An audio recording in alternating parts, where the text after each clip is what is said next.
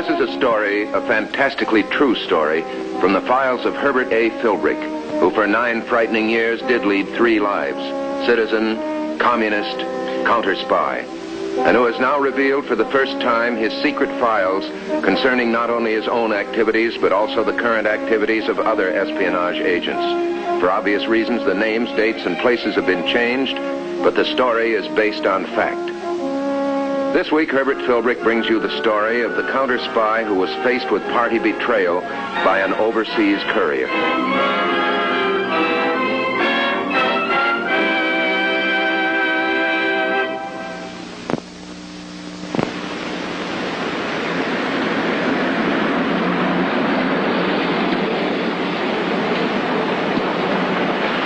Even parking a car becomes a secret maneuver when you're on party business.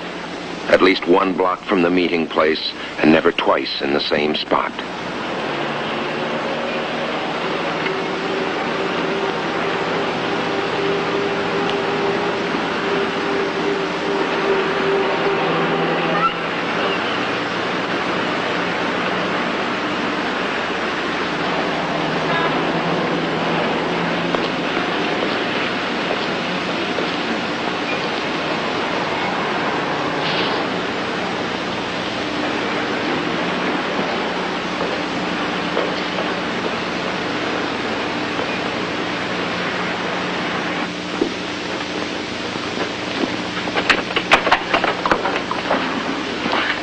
What kept you? Sorry I'm late. I got here as soon as I could. Never mind.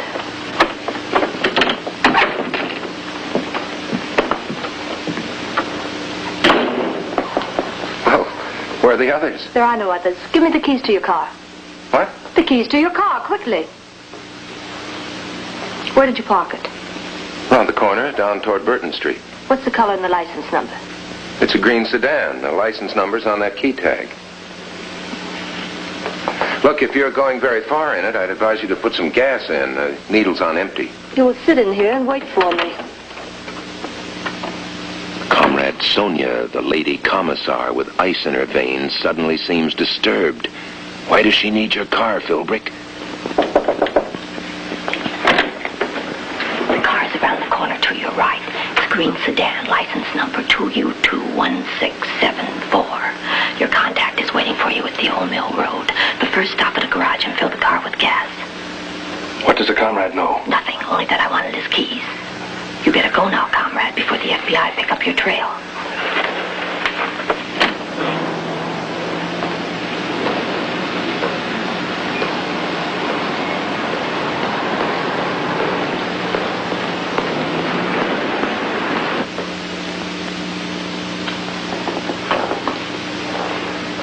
Well, back so soon?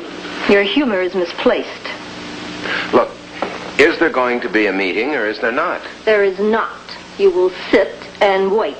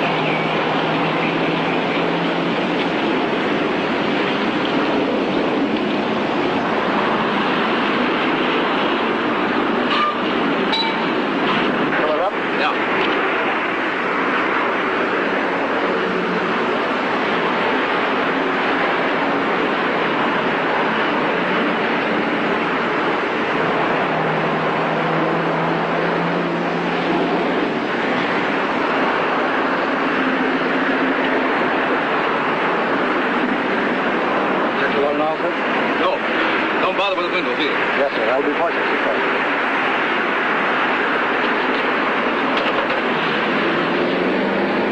Hey, you forgot your chain.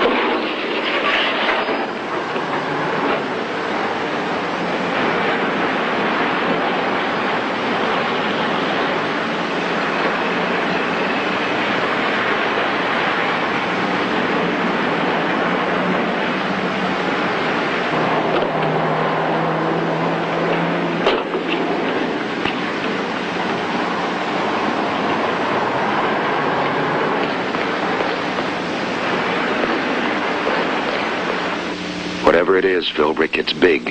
Who's using your car and why? You've got to find out. But you can't do it sitting here. Comrade, look. Comrade, you've got to help me.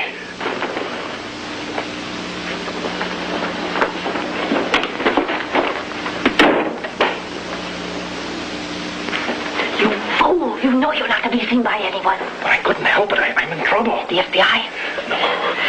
Then what happened? What is it? What's the matter? I hit somebody with a car. I think she's dead. Where did it happen? 2 or 3 miles from here. Did anyone see you? Yeah, man, but I don't think he got a good look at me. And I wiped my fingerprints from the car. Where's the car now? Where it was parked before. Well, at least you thought of something. Now give me the keys. Go out the back door, cut through the empty lot behind the garage. There's a cab stand on the other side of the empty lot. What are you going to tell him? Nothing. Now go. And don't forget to change cabs at least 3 times, just in case.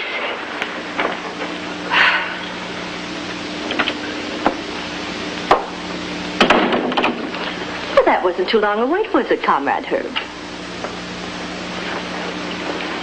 Comrade Herb, you will forget what happened. You didn't see anyone in this house except me. Look, you played me for a chump ever since I came here to a phony meeting because you wanted to use my car. Now, something must have gone wrong. I don't know what it is, but I'm warning you. I'm not going to cover for your mistakes.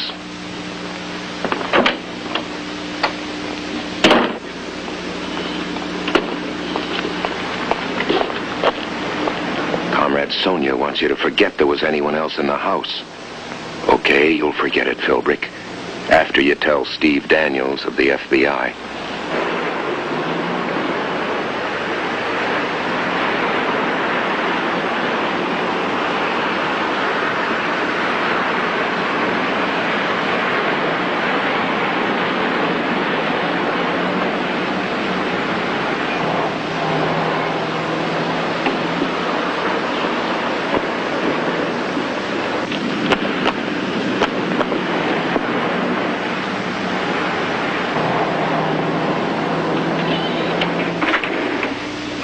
Why did you come back?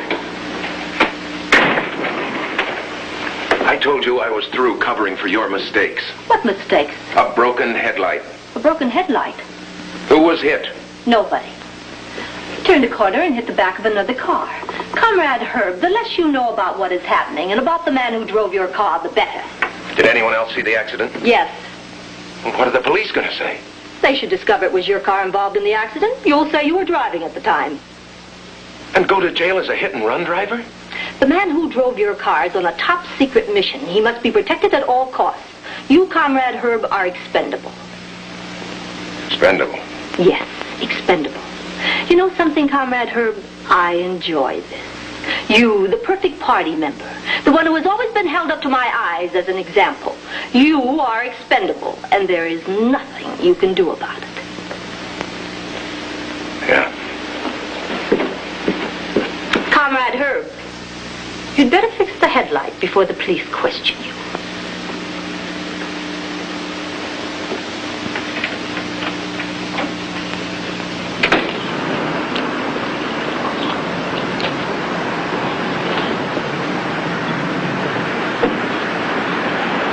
You're expendable, Philbrick. There's nothing you can do about it. That's what the lady commissar said. But there is. You can find the real hit-and-run driver, the joker who filled this gas tank. At least the FBI can find him. Get Daniels to meet you at the garage.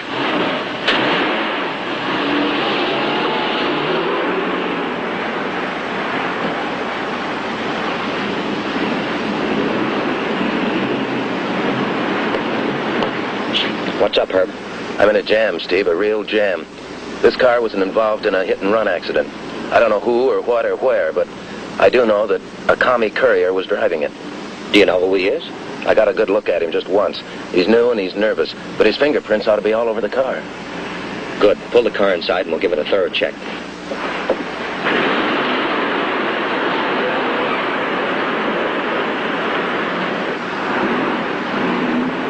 That's close, but it's not quite it. I'd say his nose was a little shorter and maybe broader in there.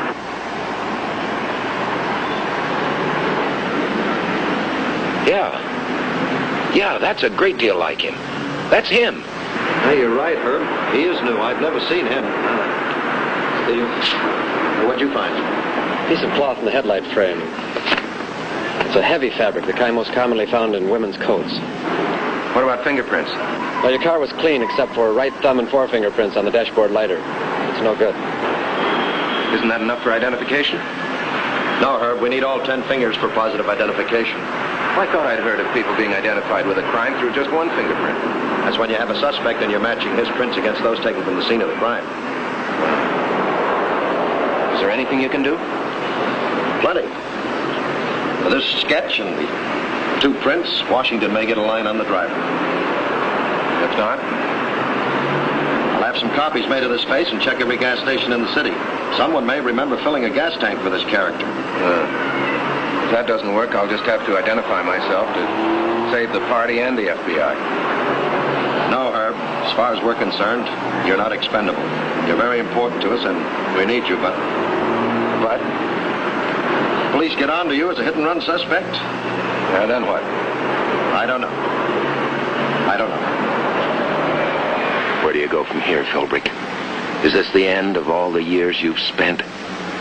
Do you end up as the fall guy for a commie courier?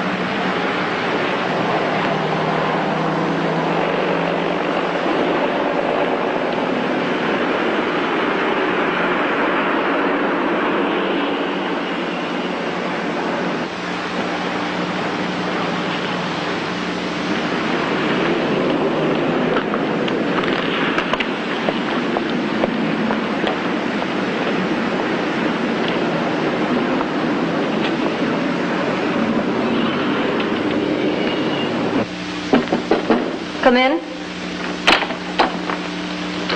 Have you seen the papers? No, but I heard the radio account. Here. The search continues for the green sedan which struck down Mrs. Harold Jenkins, now in a critical condition at General Hospital. Mr. Robert Willard, who witnessed the hit-and-run accident, said that he would be able to identify the driver if he ever saw him again. Well, guess that kind of puts me out of it. No, that puts you right in the middle. I don't get it. You read the newspaper account. There's a witness who can identify the man. Anybody can make a mistake. Including you, comrade. I don't intend to be the patsy for some nervous courier. Not as you who make the mistake, Comrade Herb. I told you before, the man whom you must protect is indispensable. He must be allowed to finish his mission. You've got to go to the police and tell them you're the driver, so they'll stop looking for him. That's quite a speech, but I don't buy it. You have no choice. You've got to do it now. You don't have the authority to give me an order like that. You'll wait until I make one phone call.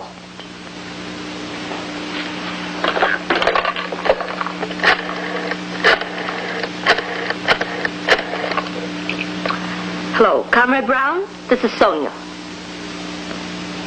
Comrade Brown, the new chairman of the Central Committee, the new local power in the party, the man whose name has been spoken in whispers.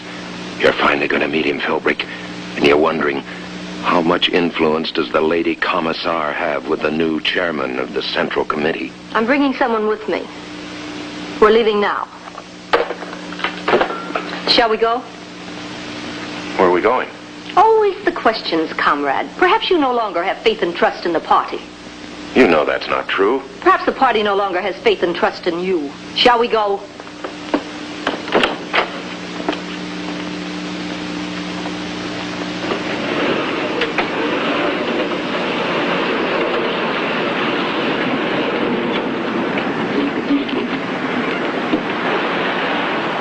What are you walking into, Philbrick?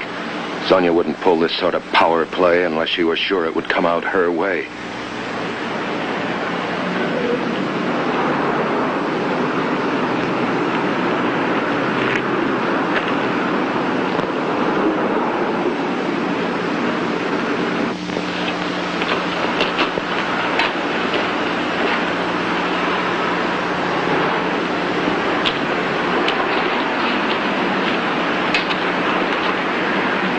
The little comrade with the big ambitions.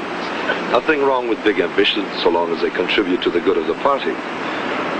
Comrade Herbert A. Philbrick. I recognize you from your photograph.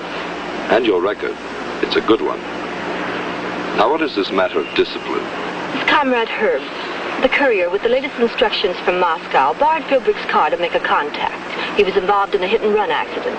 There was a witness, but the courier got away, and so far, Philbrick's car has not been discovered. I told Comrade Herb he must tell the police he was driving the car. He refused. This is true? Up to a point, yes. And what is that point? With all the other party workers in this area, why did Comrade Sonia choose me and my car? Because you were the nearest to my house, and we needed a car quickly. And why is Comrade Sonia so anxious to help the fascist police clear up a crime? I'm not helping the fascist police. I just want them to stop looking for Jaeger. They have his description. Name's Comrade Sonia. You're careless. Now let us turn to the matter at hand.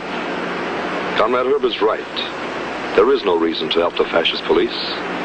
In another 3 days, it will not matter if they find the courier. His mission will be complete. Thank you, Comrade. But if the accident is traced to your car before the end of 3 days, you must tell the police you were the driver. Let's go.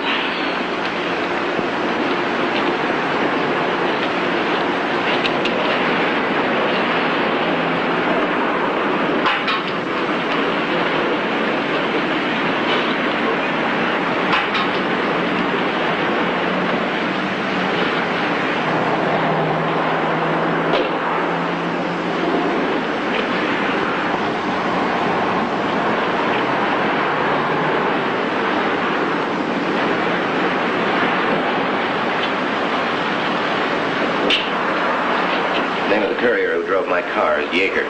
Jaeger? Washington identified him from the 2 prints in the sketch, but under another alias. We didn't know by the name of Jaeger. We do now, thanks to you. His mission will be finished in 3 days. He's carrying new orders from Moscow. Orders? And I'm in a worse jam than ever. Well, how come? Because you've got to pick up Jaeger while he's still got those orders. But if the hit-and-run car is identified as mine, I'm under orders to come forward and say that I drove it. And there's nothing you can do to protect me without revealing my connection with the FBI. Well, who gave the order? Comrade Brown. Yeah. Anything else? Isn't that enough? What about the local police? Sergeant Ritter's cooperating with us in order to catch Jaeger, but we won't be able to hold him off too long. Of course, he doesn't know your connection with the FBI. No, of course not. Well, don't worry, Herb. We'll think of something.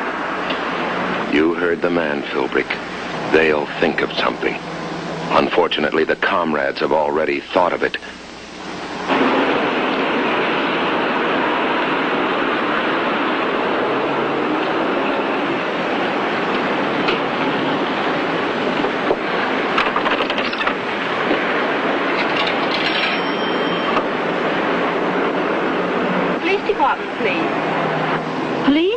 Look, I don't want any trouble, but I saw the car that hit the woman on Pine Street. The license number was 2U21674. What? No, I won't give my name. Try talking your way out of this one, Comrade Herb.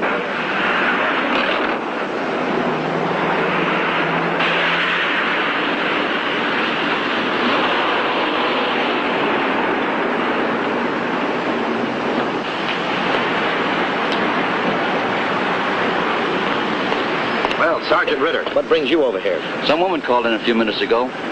Gave us Philbrick's license number. As a car involved in that hit and run. I see. Gonna have to pick him up and book him. I don't know why you're interested in him, Daniels, but to us, he's just a hit and run suspect. There's nothing else I can do. Yeah. I'm sorry. Well, you have your job to do. Mind if I come down later to police headquarters? Come right ahead.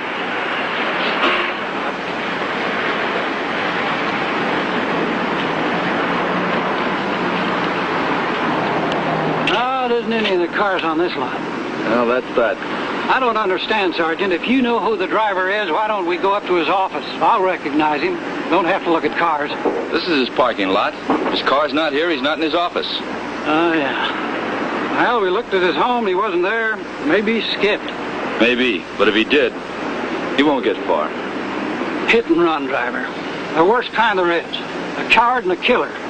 There's only one punishment for his kind, an eye for an eye. Yes, sir. I'm not a vindictive man, Sergeant, but putting a man like that in jail is too easy. An eye for an eye, that's what I say.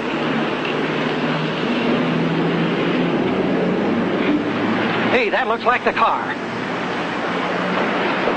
Philbrick? Herbert Philbrick? Yeah, that's right. I'm Sergeant Ritter. This your car? Yeah. New headlight. I was going to call you yesterday. Oh? You see, my car disappeared from in front of my house yesterday afternoon. I thought maybe my wife had taken it. Thought I'd wait until she got back before calling the police. Well, then a couple of hours later, the car appeared again with the broken headlight. I thought maybe a couple of youngsters had had it on a joyride. I was sure glad to get it back. Where'd you buy the new headlight? At Adam's garage. What about it, Mr. Willard? Could be, but there's something different. Different?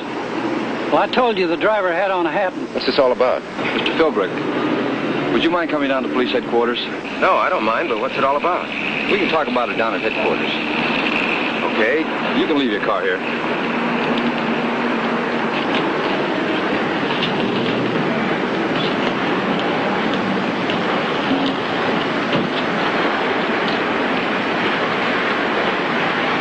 I'm glad I caught you. Your office told me you still might be here. We were just leaving. I'd like your witness to look at a man. You the witness? No. I am. Will it be okay? Okay.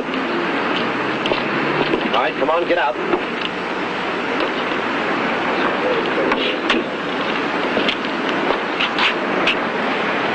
Hey, he's the man. I swear, Sergeant, there's the man that ran down that lady. Well, what about it?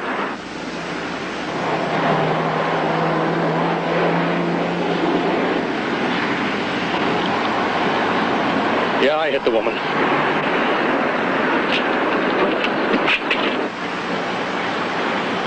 Okay, Daniel saved you with the police. But what about the party? You'll soon know, Philbrick.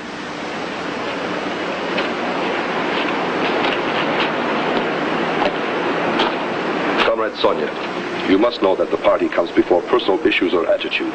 If Comrade Herbert turned himself in as I'd ordered, Comrade Yeager would have completed his mission. And if you hadn't called the police and given them Comrade Herb's license number, But how did you know? you have proven yourself unworthy of leadership in the great struggle. You're careless with names. Twice you've compromised the party by mentioning party names. I haven't. You said my name over the telephone, and you let Yeager's name slip in front of Comrade Herb. Perhaps this is an indication that the job you are doing is too much for you. You will appear before the Central Committee tomorrow afternoon for discipline. As for you, Comrade Herb, your conduct was correct. When you were confronted by the police and Yeager, you showed no reaction. You protected the party, as a good party member should have done. I will see you tomorrow afternoon. So you protected the party. Defender of the communist faith. Let's hope they keep on thinking that, Philbrick. Let's hope they never find out what you're really trying to defend.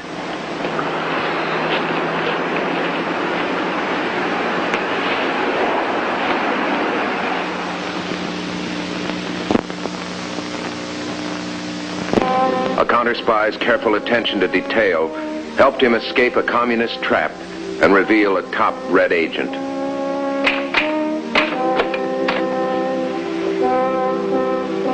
Next week, we'll bring you a story from the files of Herbert A. Philbrick. The kind of story that could only be told by a man who for 9 fantastic years served as a counter-spy for the Federal Bureau of Investigation.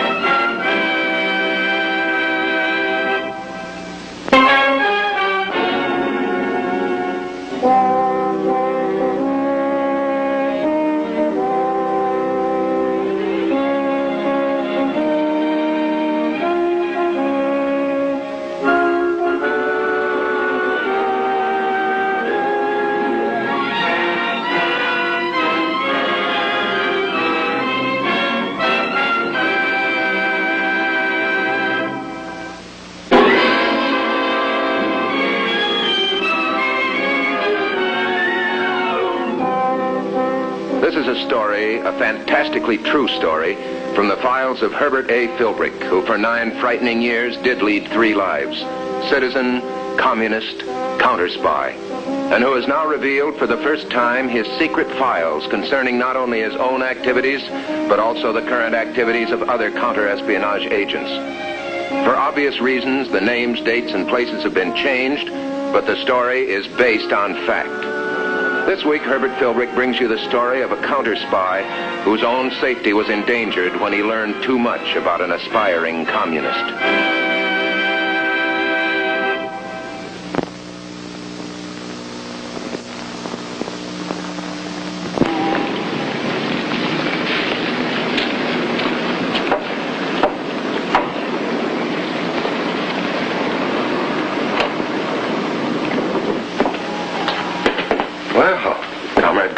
Expect to see you here. I try never to go where I'm expected, Comrade Philbrick.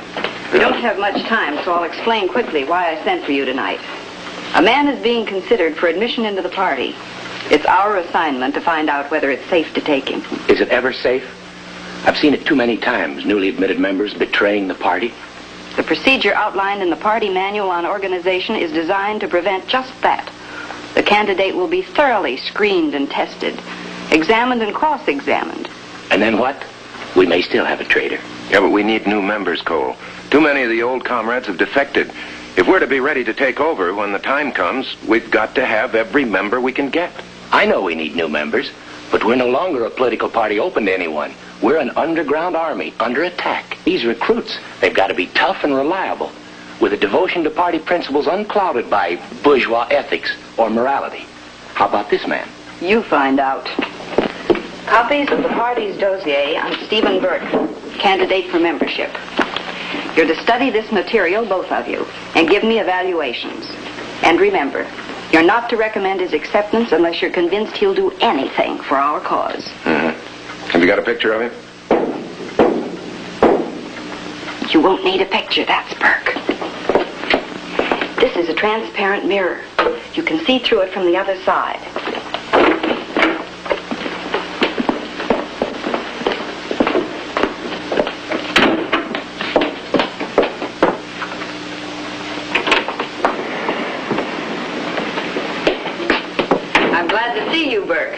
I've had instructions to commend you on the work you've been doing for us.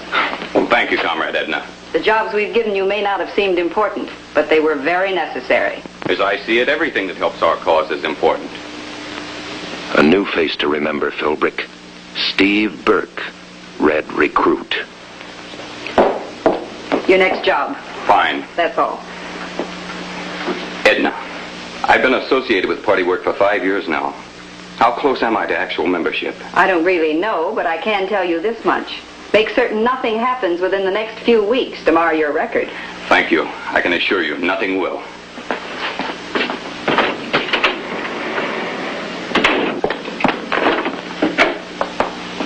Did you get a good look at him? Sure did. Trail him tomorrow. Find out how well he carries out his instructions. His address is in your dossier. Any questions? No questions. Good night, comrade. Well, what do you think of him? Looks pretty tough. Might be just what the party needs right now. I hope you're right. But remember, no matter what's in this, there's a lot of difference between belonging to a lot of fronts and belonging to the party proper. Let's not make any mistakes. You've got to study this stuff for 2 people. You and Dressler of the FBI.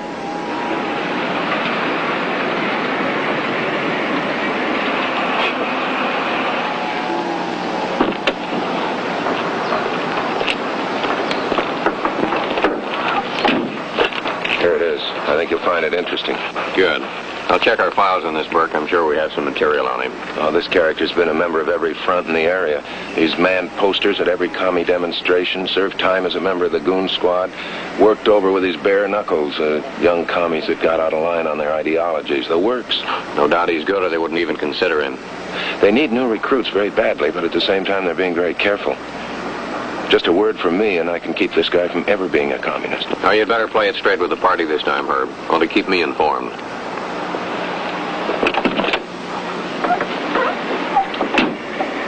So long, Herb. See you.